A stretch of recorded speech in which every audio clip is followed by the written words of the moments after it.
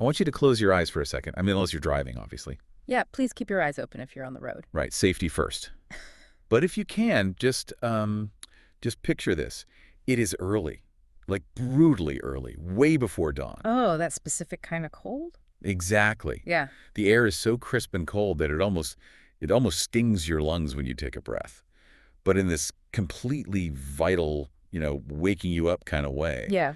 You're standing at the base of a steep mountain trail. There's this thick gray mist swirling right around your ankles, and it's totally obscuring the path just a few feet ahead of you. Setting the scene. Yeah. So you lace up your boots, you pull your jacket tight against that biting chill, and you take that first deliberate step. Hear the absolute crunch of the gravel underfoot. Feel that immediate heavy pull in your calves. It is, it's the kind of physical environment that strips away everything else. You cannot be drafting a response to a frustrating email in your head when the path is this steep. No, definitely not. When the footing is this uncertain and the air is that sharp, the mountain it forces you into the immediate present. And that forced presence, that is exactly why we are bringing you on this metaphorical and honestly highly visceral morning hike today. We are on a mission for this deep dive. A very specific mission. Right. Because if you're listening to this, you are likely intimately familiar with the specific gnawing texture of modern burnout. Oh, absolutely. And we're not just talking about being tired. We're talking about the relentless, inescapable neurological loop of the digital age. Algorithmic exhaustion. Yes, the feeling that you are constantly running on a treadmill that has no off switch, and it just keeps imperceptibly speeding up. Which is terrifying, really. It is. So today, we are looking for a shortcut to inner stillness. We're seeking a way to physically and mentally step off that treadmill. And to find it, we're bringing a very specific, very unusual map on our hike today. It really is a remarkable map. It's a contemporary poem, a deeply evocative piece titled A Line with the Unfettered Heaven. Written by a poet who goes by the pen name Poetic Mindfulness, or in Chinese, it's Yao Zhi Tian Ni. Yeah. Now, here is the core paradox that we are going to be wrestling with today. The big contradiction. Right. The thing that makes this entire deep dive so necessary for anyone feeling just crushed by the modern world. When you read this poem, it feels like an ancient, timeless manuscript. It really does. It feels like something written on a bamboo scroll, discovered in a mist-shrouded temple halfway up a remote peak 1,000 years ago. Yeah. It has that kind of gravity to it. Yeah, it carries the distinct weight and the profound silence of antiquity. I mean, the imagery, the philosophical undertones, the absolute surgical precision of the language, it all points back to a classical world that we just assume is entirely divorced from our own. Which makes the reality of it completely mind-bending. Because this is a modern creation. Exactly. It is a contemporary work written by a living, breathing poet who is navigating the exact same frantic, complex, hyper-connected, artificially intelligent world that you and I are. They're right here with us. Right. This isn't a voice from the past guessing at the future. This is a voice from today, using the highly specialized tools of the past to synthesize a cure for the present. And as we find our rhythm on this trail, as our breathing evens out and we settle into the sheer physical exertion of the climb, we really have to look at the path the poet chose to walk. The structure. Right. Before we even touch the philosophical meaning of the imagery, the structural vessel of the poem itself requires deep examination, because the medium here is intrinsically tied to the message.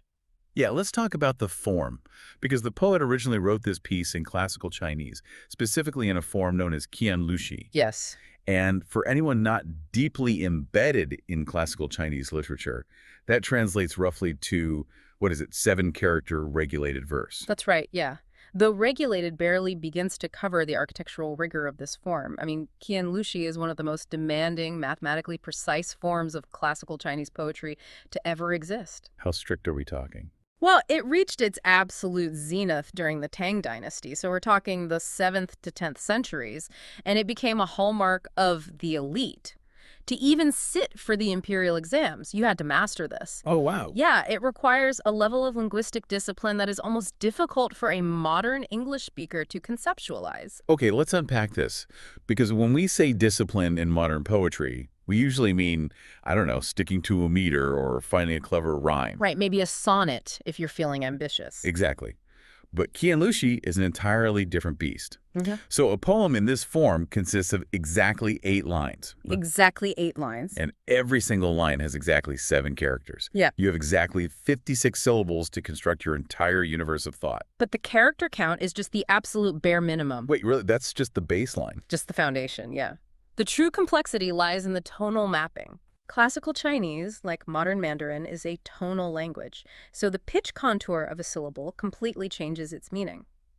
In Qianlushi, the poet must adhere to a rigid, unyielding sequence of ping, which are level tones, and zi, which are oblique or fluctuating tones. So it's not just about what the words mean. No, it creates a specific mathematical musicality. It is a highly engineered rhythmic tension and release. You are essentially composing a melody and a philosophical treatise simultaneously. That is wild. You're basically writing sheet music using the definitions of the words themselves. Exactly. And then it gets harder. You reach the middle of the poem. Lines 3 and 4 and lines 5 and 6 must form perfect parallel couplets. Parallel in what way? This is where the structural demands become staggering. It is not just about grammatical matching. If the second character of line 3 is a noun describing a natural phenomenon, say a river, the second character of line 4 must be a corresponding natural noun, perhaps a mountain. Oh, I see. Right, and if the fifth character is a verb indicating upward motion, the matching character below it must be a verb of downward or contrasting motion. So it's a balancing act. You are balancing yin and yang within the syntax itself. You're building a perfectly balanced semantic, visual, and acoustic structure. It's like doing a multi-dimensional Rubik's Cube in your head while simultaneously trying to express the deepest, most vulnerable philosophical truths of the human condition. That's a great way to put it. And here is the realization that just stopped me in my tracks when I was digging into our sources for today. The poet, Poetic Mindfulness, wrote an original work in this incredibly rigorous classical Chinese form today in the 21st century. Which is rare enough on its own. Right. And this is the wild part, they adapted it into English themselves. Which is just a monumental undertaking, taking a form that relies on the fundamental acoustic and logographic properties of classical Chinese properties that simply do not have equivalents in English, and carrying the spirit, the imagery, and the philosophy across that massive linguistic divide. It's basically impossible. You're translating not just words, but an entire architectural philosophy. The best way I can conceptualize this is through like a software analogy. It's like a brilliant modern engineer deciding to write a cutting-edge, beautifully designed app that solves a very modern problem. But instead of using Python or, modern frameworks, They go retro. they choose to write the core architecture in a highly complex, brutally unforgiving legacy machine code from the 1970s. And after perfectly executing that flawless backend, they seamlessly port it into a modern, user-friendly interface for today's operating systems. That is actually a very apt comparison. But I'm looking at this constraint, and I gotta be honest, my immediate reaction is skepticism. Really? Why is that? Because we live in an era where unfiltered expression is the default. We value the brain dump. We value the sprawling thread, the endless stream of consciousness. Advanced session. Right. So if I am suffocating under the weight of my inbox, my mortgage, and the constant barrage of global news, how does a 56-character puzzle with ancient tonal constraints have the flexibility to address my actual messy reality? Doesn't the rigid structure choke the emotion out of it? It's an intuitive question, but the paradox of classical Chinese poetic culture is that the constraint is the exact source of the freedom. How so? The form is not a cage, it is a crucible. Think about it. When you have unlimited space and no structural friction to vent your modern anxieties, you almost inevitably produce noise. You get that sprawling brain dump, which sure might feel good in the moment, but it lacks the density to create lasting resonance. It just washes away in the feed. Exactly. But when you force those massive sprawling anxieties, the burnout, the digital exhaustion, the fear of missing out into a vessel of exactly 56 characters, the sheer pressure of the form forces you to burn away everything that is unessential. Oh, I like that. You're boiling off the noise. You are left with the absolute concentrate. You are distilling the modern experience down to its core human elements. And this reveals a much broader, more vital truth about cultural survival. Classical Chinese poetry is not a museum piece. Right, it's not dead. No, it is not a dusty artifact trapped under glass to be studied only by academics doing postmortems on the Tang dynasty. It is a living, breathing tradition. It survives and it evolves precisely because contemporary voices continue to use it. They take these ancient, flawlessly crafted bottles and they pour the chaotic, messy new wine of the 21st century into them. And because of modern digital media, that living tradition isn't confined to a specific geography anymore, is it? Not at all. Through the internet, through cross-cultural dialogue and the English adaptation the poet provided, this deeply ancient wisdom is transmitted globally in milliseconds. The strict form doesn't constrain the modern message. It sharpens it so it can cut through the noise of a Twitter feed or a flooded inbox. It pierces right through. Yeah. It creates a living bridge between a classical culture that deeply, fundamentally understood the human mind and modern global readers who were absolutely starving for that understanding. And as we continue to walk this trail, as our own breathing gets noticeably heavier on this steep incline, the sheer physical reality of our hike brings us face to face with the first major theme of that distilled message. Yeah, my legs are definitely burning right now in this scenario. The gravel is slipping under my boots. My lungs are working overtime to pull in that thin, cold air. It's exhausting. The gravity of the mountain is pulling against every step. And that physical exhaustion serves as a perfect entry point into the opening of the poem, which deals directly with the deeply exhausting nature of human striving. The burden of measurement. Yes. The poet immediately confronts the heavy, inescapable burden of constantly weighing our lives against external metrics. And historically, humanity has always struggled with this. In the ancient world, worth had been measured in bushels of grain, an acreage of land, in proximity to the imperial court. Status markers. Right. But today, the architecture of our society has exponentially amplified this ancient problem, and it's weaponizing it against our neurology. I mean, we are drowning in metrics. It's not just that we measure things, it's that the measurement is continuous and inescapable. It's everywhere. You wake up and your smartwatch immediately tells you your sleep score, quantifying your unconsciousness. You can't even sleep without being graded. Exactly. You check the bank app, you check the stock portfolio, you go to work, and you are evaluated by OKRs, objectives and key results, by KPIs, by quarterly growth margins. Performance reviews. Right. You post a thought or a picture online, and the algorithm immediately assigns it a numerical value based on likes and engagement metrics. Every single action is fed into a dopamine loop of evaluation. We're basically living our entire lives standing on a scale. And the neurochemical and psychological toll of that continuous evaluation is staggering. When you are constantly being measured, you are never permitted to simply be. You're always in a state of accumulating or falling behind. It's exhausting just thinking about it. It is. So the poem introduces this profound physical symbolism of laying down the scales, of abandoning those ingrained, deeply conditioned pursuits. Just putting it down. Right. Consider the physical act of holding a traditional balancing scale. It is not a static action. Your hand must constantly make micro-adjustments. Your eyes are rapidly darting back and forth between the two plates, always looking for equilibrium, always hyper-anxious about the slightest imbalance. You can never relax your grip. Exactly. It requires constant, exhausting, low-level physical and mental tension. Here's where it gets really interesting, though. Because if we drop the metaphor and look at real life, the idea of actually putting that scale down is terrifying. Terrifying. How so? I mean, imagine it's 2 a.m., you're lying in bed staring at the ceiling, or maybe you're doom-scrolling LinkedIn, looking at the promotions and the massive successes of your peers, and your stomach is just in knots with professional jealousy and anxiety. A very familiar modern feeling. Right. In a world where your literal livelihood, your ability to pay rent, your social standing, and often your entire sense of identity depend on your measurable output, how do you just drop the scale? It feels risky. It feels reckless. If I stop measuring my progress, do I even exist in the modern economy? My fear is that dropping the scale just means giving up. It sounds like a manifesto for apathy. I get that fear. But if we look at the Taoist philosophy that forms the bedrock of this poem, we find that dropping the scale is the exact opposite of apathy. Okay, explain that. It is a profound, active realization. Apathy is a lack of feeling. Dropping the scale requires immense clarity. It is the recognition that fulfillment will never, ever arise from finally balancing the scale by adding enough success to one side. Because there's always more success to add. Exactly. Yeah. The game is rigged, the scale will always tip again. True fulfillment arises from actively releasing the need to pursue that balance in the first place. So the realization isn't, I don't care about my job or my family anymore. The realization is, I refuse to let a socially constructed, algorithmic metric be the ultimate arbiter of my existence. Spot on. It is the fundamental transition from external achievement to inner freedom. When you define yourself by external milestones, the promotion, the house, the follower count, you render yourself a permanent hostage to external circumstances. Because they can be taken away. The market crashes, the algorithm changes its parameters, the company downsizes, and because your identity was tied to those metrics, your identity shatters.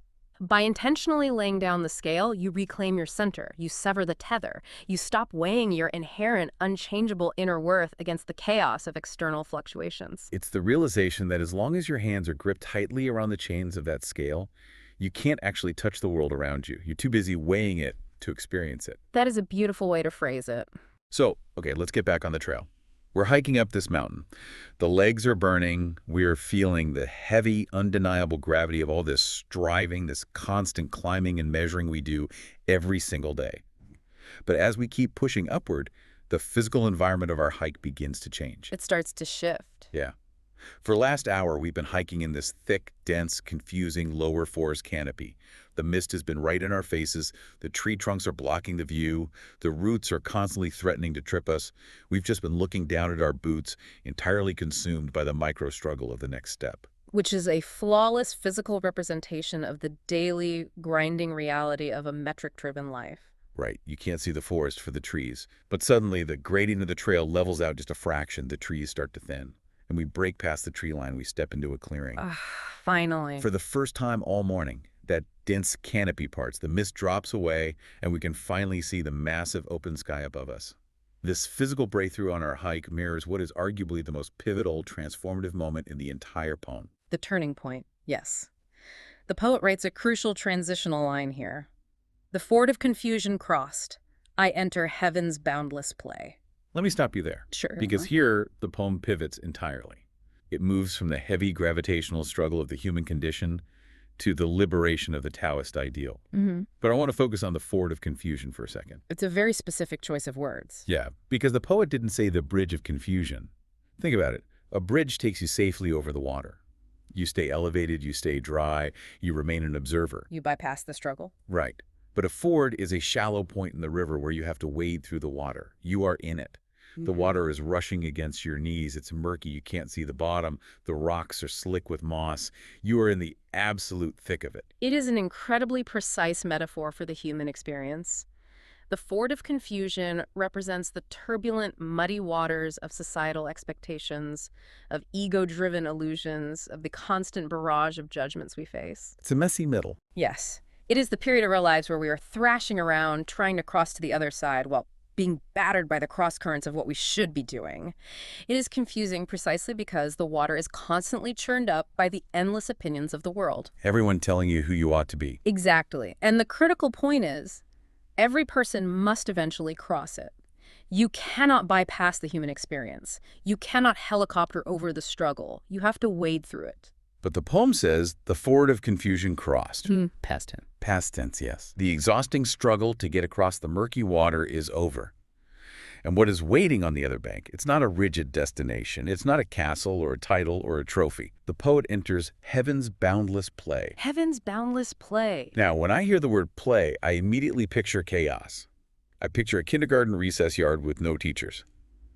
But given the incredibly strict mathematical rules of the poetic form we discussed earlier, I'm guessing play doesn't mean random chaos. So what does this all mean? What is boundless play? Well, to understand heaven's boundless play, we have to look deeply into the foundational Taoist text, the Zhuangzi. Zhuangzi wrote extensively about a concept called Zhaoyu. Yes, which is often translated as free and easy wandering. It is the state of existing perfectly in the present moment, entirely without the friction of ego-driven desire. Frictionless. Right.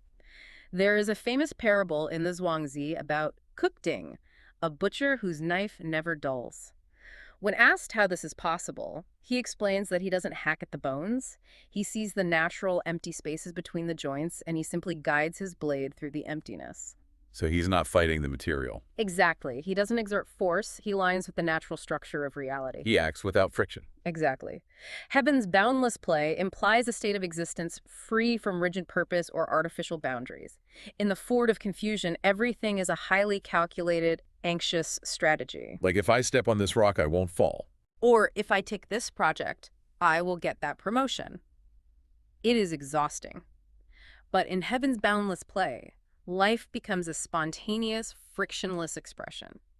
You are acting, yes, but you are not striving. You are moving with the grain of the universe rather than endlessly hacking against it. So let's translate this into modern terms. Let's ground this in modern psychology, because the ancient Taoists were essentially describing a neurological state that we have recently put scientific labels on. The flow state. Yes.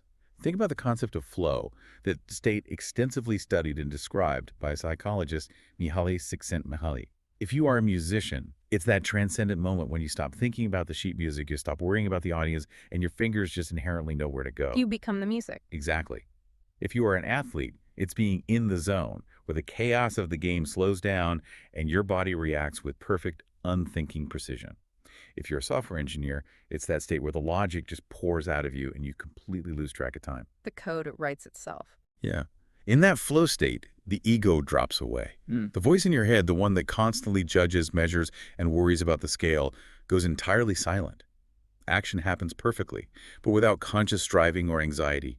That flow state, that loss of ego in the face of perfect alignment, is the closest modern equivalent to Heaven's boundless play.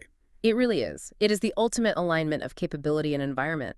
And what's fascinating is how the poet visually and experientially expands this concept in the very next section of the piece. The imagery changes again. It does. As we stand here in this clearing on our hike, having finally crossed the tree line, we are no longer staring down at our boots. We look up, and the view is sweeping, panoramic, and incomprehensibly vast. We are looking at a cosmic canvas. The camera of the poem just pulls way, way back here. We're given imagery of the moon, profound, deep silence, the sweeping arc of the Milky Way, and massive, unmovable mountains. Macro-level imagery. Yeah, and as we're standing here on this physical mountain, breathing in that cold air, we can imagine looking up at that pre-dawn sky. The stars are still blazing furiously. The Milky Way is this massive, glowing river of light cutting across the blackness.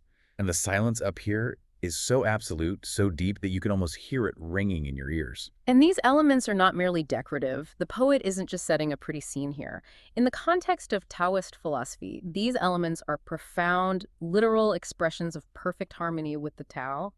They embody the principle of Wu Wei. Wu Wei. Yes, which translates to non-action or effortless action. It means action that does not force or disrupt the natural order. Because the mountain doesn't have imposter syndrome. I love that. Precisely. The mountain does not wake up in the morning and try to be imposing. It does not exert effort to hold its place against the wind. The Milky Way does not strain or hustle to stretch across the night sky. It simply is.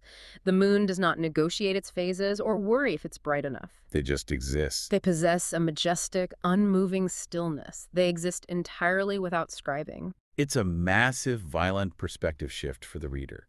I mean, think about it. When you are standing in a high-altitude clearing, staring up at the galactic core of the Milky Way, or feeling the ancient, silent, tectonic weight of a mountain beneath your feet, what happens to your daily anxieties? They vanish. The petty human anxieties of the scale. The email you sent with an embarrassing typo, the promotion you didn't get, the awkward thing you said at a dinner party 5 years ago that keeps you awake at night. We all have those. Right. But in that moment, they just shrink to absolute nothingness. They evaporate in the face of that incomprehensible vastness. And this brings up a critical point about the architecture of our modern lives.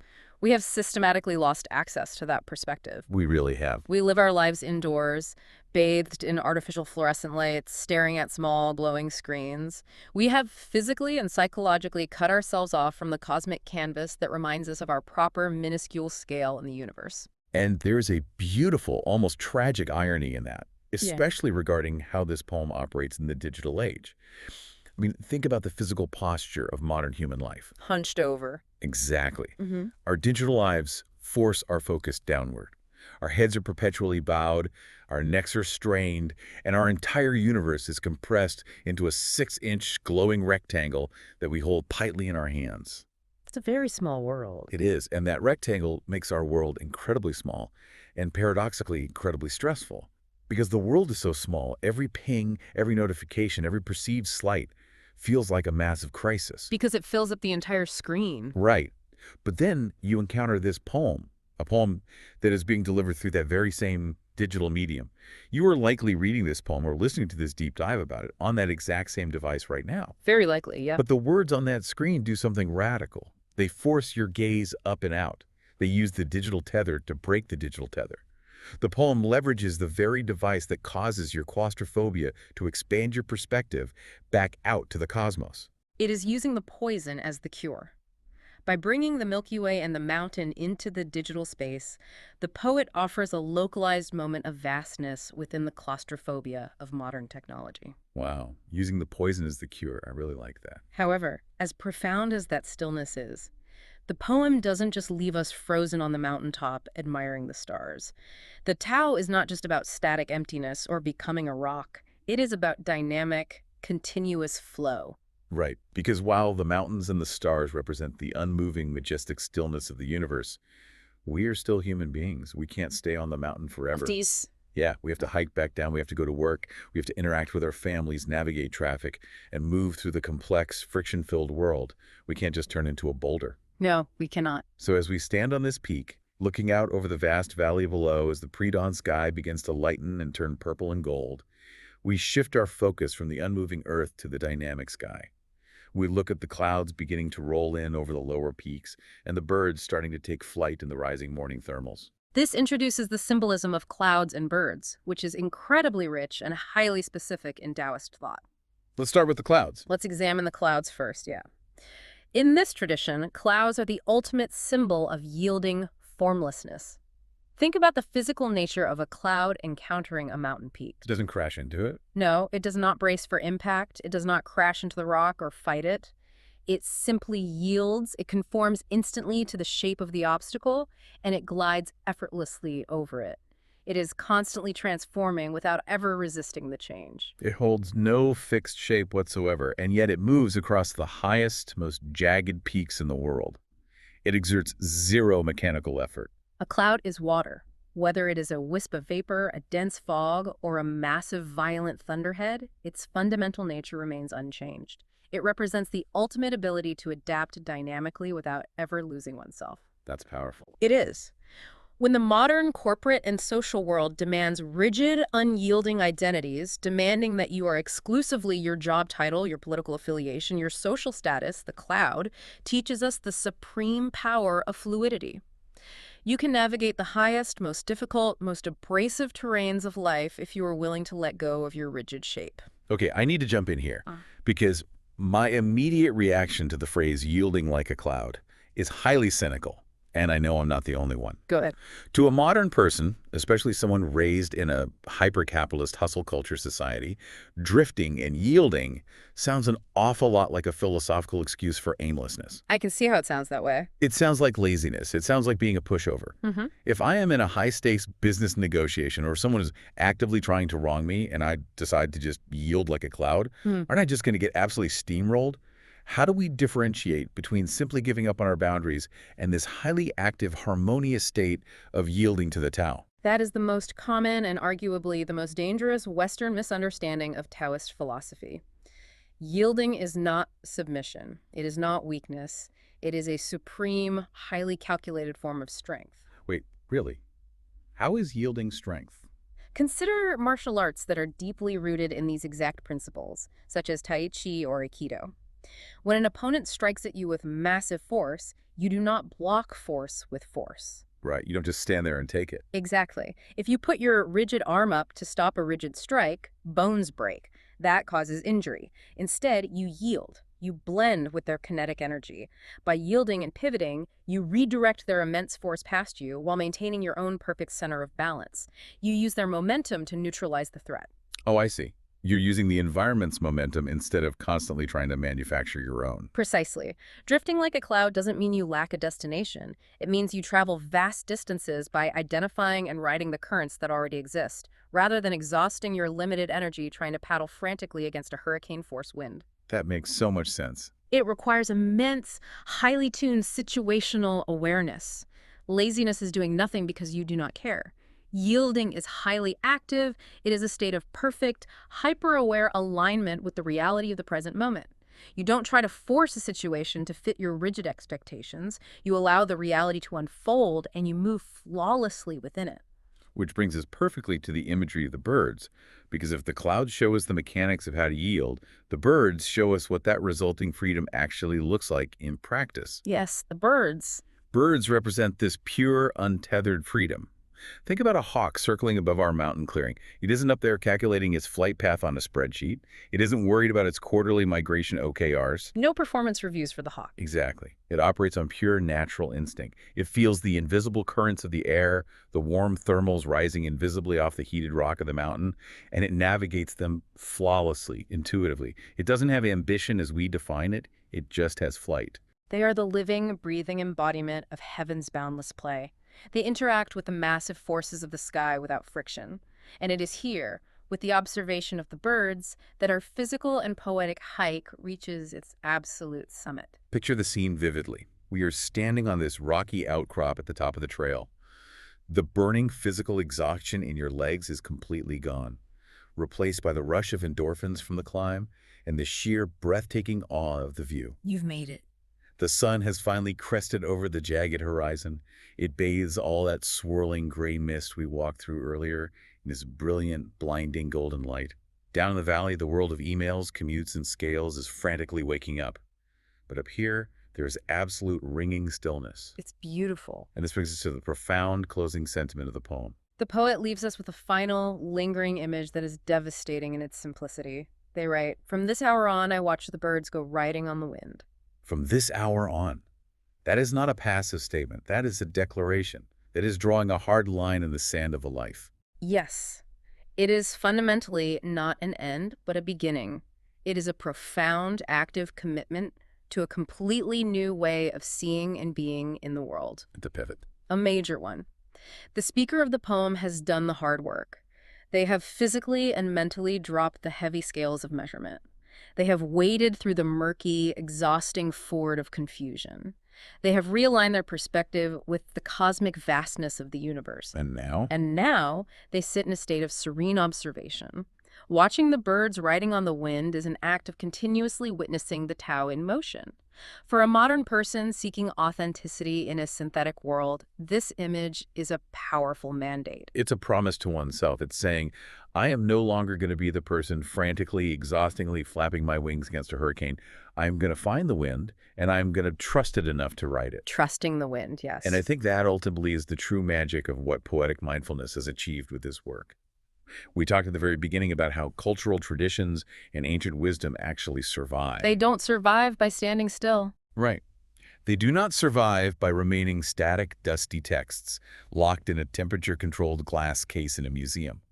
They don't survive by being reduced to dry academic exercises or footnotes in a textbook. No.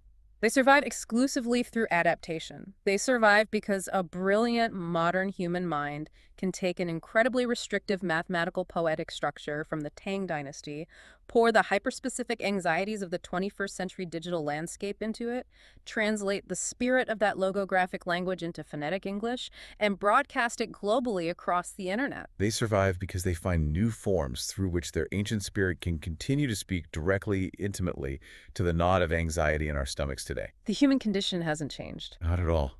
The medium changes from a bamboo scroll to a glowing smartphone screen. The language changes from classical Chinese to modern English. But the fundamental human condition, our desperate, aching need to find stillness in an impossibly noisy world, remains exactly the same. The diagnosis from 1,000 years ago is still accurate, and the medicine still works. It works, provided we allow ourselves to actually take it, provided we possess the courage to actively drop the tools of measurement that we have been conditioned to carry. Exactly. So as we pack up our gear, as we take one last long look at this vast Golden Valley. Before we head back down the trail, back to our daily lives, our buzzing inboxes, our algorithms, and our obligations, we want to leave you with a direct, lingering question. Something to think about on the way down. Something to hold on to like a stone in your pocket when your phone vibrates in 10 minutes. Think deeply about the scales you are holding right now. The specific, heavy metrics you are using to constantly weigh your worth, your success, your right to be happy. We all have them. If you were to find the courage to finally lay down those exhausting scales, what is the wind you would finally be able to feel? And where might it take you if you just let yourself ride it?